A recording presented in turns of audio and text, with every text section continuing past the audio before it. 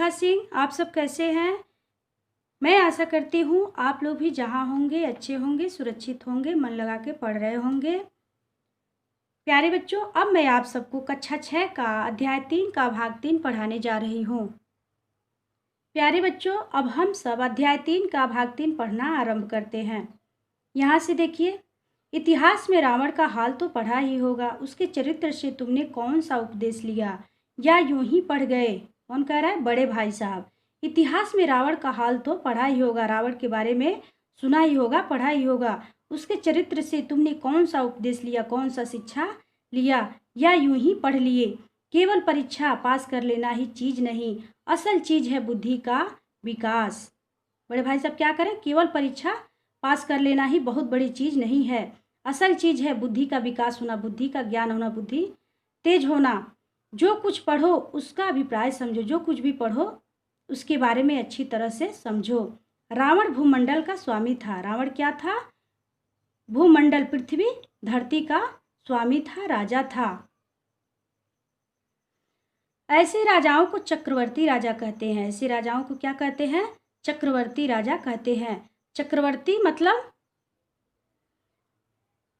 चक्रवर्ती राजा वह है जो नैतिक और परोपकारी रूप से अपने विषयों पर शासन करता है और पूरी दुनिया का विजेता होता है। आगे देखिए, मगर उसका क्या अंत हुआ? घमंड ने उसका नामो निशान तक मिटा दिया। बड़े भाई साहब क्या करें? मगर उसका अंत बहुत बुरा हुआ। घमंड ने, अभिमान ने उसका नामो निशान तक मिटा दिया।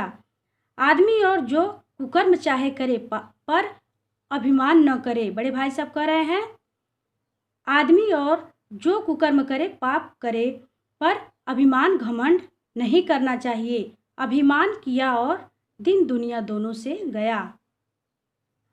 बड़े भाई साहब क्या कह रहे हैं? रावण ने अभिमान किया, घमंड किया, इसीलिए दिन और दुनिया दोनों से चला गया। तुमने तो अभी केवल एक दर्जा पास किया है और अभी से तुम्हारा सिर फिर गया।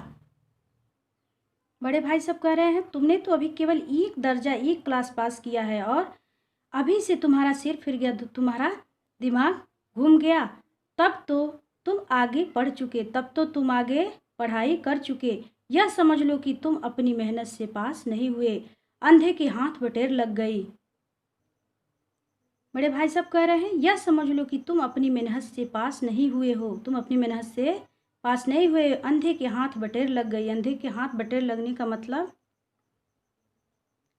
बिना प्रयास किए ही सफल हो जाना। आगे देखिए, मगर बटेर केवल एक बार हाथ लग सकती है, बार बार नहीं लग सकती। बड़े भाई सब कह रहे हैं, मगर बटेर केवल एक बार हाथ लग सकती है। तुम एक बार प्रयास करके पढ़ाई कर लिए, तुम बार बार पास नहीं हो सकते। मेरे फेल होने पर न जाओ, मेरे फेल होने पर न जाओ, मेरे दर्जे में आ जाओगे तो दांतों तले पसीना आ जाएगा। बड़े भाई साहब कह रहे हैं, मेरे दर्जे में, मेरे कक्षा में आओगे तो दांतों तले पसीना आ जाएगा। दांतों तले पसीना आने का मतलब बहुत अधिक परिश्रम करना। आगे देखिए, तब आटे दाल का भाव मालूम होगा, तब तुमको आटे दाल का भाव पता चलेगा। इस दर्जे में अव्वल आ गए हो तो जमीन पर पाँव नहीं रखते। बड़े भाई साहब क्या करें? इस दर्जे में अव्वल, प्रथम आ गए हो तो जमीन पर तुम्हारे पाँव नहीं टिक रहे। इसलिए मेरा कहा मानो, इसलिए मेरा कहा मानो, लाख फेल हो गया हूँ लेकिन तुमसे बड़ा हूँ। संसार का मुझे तुमसे ज़्यादा अनुभव है। बड़े भाई साहब क्या कर रहे हैं? लाख फेल हो गया हूँ लेकिन तुमसे बड़ा हूँ, लेकिन मैं क्या हूँ? तुमसे बड़ा हूँ। संसार का मुझे तुमसे ज़्यादा अनुभव है। अनुभव मतलब तजुर्बा है। जो मैं कहता हूँ उसे गांठ बांध लो, जो मैं कहता हूँ उसे गांठ बांध लो, वरना पछताओगे, वरना तुम बहुत पछताओगे। आगे देखिए, स्कूल का समय निकट था, नहीं तो ईश्वर जाने यह उपदेश माला कब समाप्त होती। स्कूल का, बड़े भाई साहब कह रहे हैं, स्कूल का समय निकट था, नहीं तो ईश्वर जाने, भगवान जाने यह उपदेश कब तक समाप्त होती। भोजन आज मुझे निस्वाद सा लग रहा था। भोजन क्या लग, जैसा कि भोजन आज मुझे निस्वाद, स्वादहीन सा लग रहा था।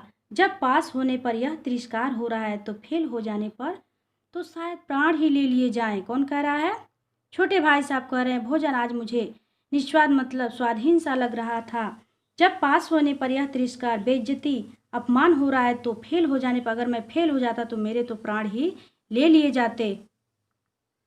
इतने तिरस्कार पर भी पुस्तकों में मेरी अरुचि ज्यों की त्यों बनी रही। छोटे भाई सब क्या कर रहे हैं? इतने तिरस्कार, इतने बेइज्जती, इतने अपमान पर भी पुस्तकों में, किताबों में मेरी अरुचि, अरुचि का मतलब अनिच्छा ज्यों की त्यों बनी रही। खेल कूद का कोई अवसर हाथ से न जाने देता। जो भी खेल कूद का अवसर था, मौका था, मैं उसको हाथ से जाने नहीं देता था।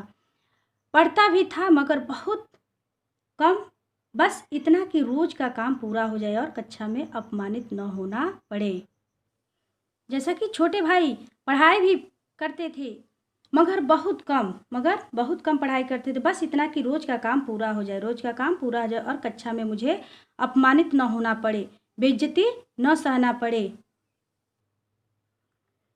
फिर वार्षिक परीक्षा हुई। फिर क्या हुई? सालाना परीक्षा हुआ। कुछ संयोग ऐसा हुआ कि मैं फिर पास हो गया और भाई साहब फेल हो गए। छोटे भाई साहब क्या रहे हैं? कुछ संयोग ऐसा हुआ कि मैं फिर पास हो गया और भाई साहब, बड़े भाई साहब जो थे वो फिर फेल हो गए। मैंने बहुत मेहनत नहीं की थी पर न जाने कैसे कक्षा में प्रथम आ गया। छोटे भाई क्या करें? मैंने बहुत मेहनत से पढ़ाई नहीं की थी पर न जाने कैसे कक्षा में प्रथम आ गया, फर्स्ट आ गया। मुझे खुद अचरज हुआ, ताजुब हुआ। भाई साहब ने प्राण लगाकर परिश्रम किया था। भाई साहब ने अपनी जी जान तेज करके परिश्रम करके मेहनत करके पढ़ाई किया था।